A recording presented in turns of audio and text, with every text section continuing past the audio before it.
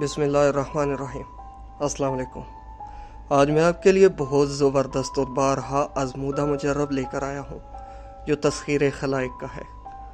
دراصل تسخیر خلائق کا نام تو ہم نے بارہا سنا ہے، لیکن آج میں اس کی عام الفاظ میں تھوڑی تفصیل بتاتا ہوں۔ اس سے مراد اپنی شخصیت کو مقناطیسی قوت دینا ہے۔ لوگ آپ سے محبت کریں، آپ جو بولیں آپ کے الفاظ لوگوں کے دلوں میں اثر کریں۔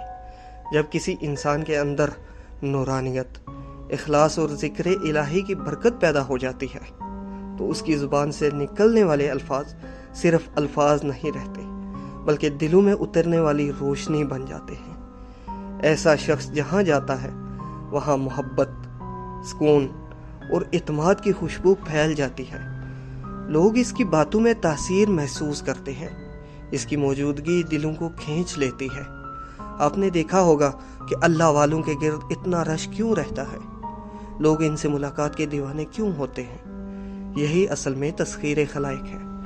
یاد رکھیں، یہ کسی جادو یا دھوکے کا نام نہیں، بلکہ یہ تو اللہ کے ذکر اور نیک نیت کے ذریعے حاصل ہونے والی روحانی کشش ہے۔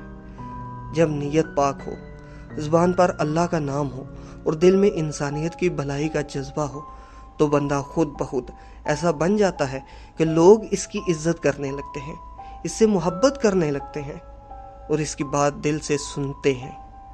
تو آئیے چلتے ہیں عمل کی طرف۔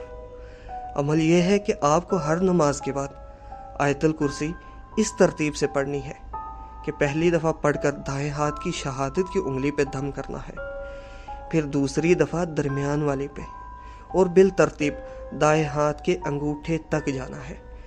اس طرح یہ 5 دفعہ ہو جائے گا۔ اسی ترتیب سے بائیں ہاتھ پر۔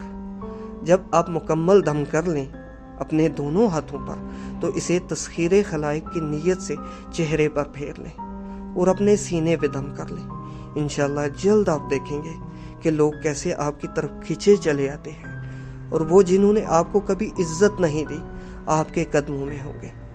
نیک نیتی شرط اول ہے۔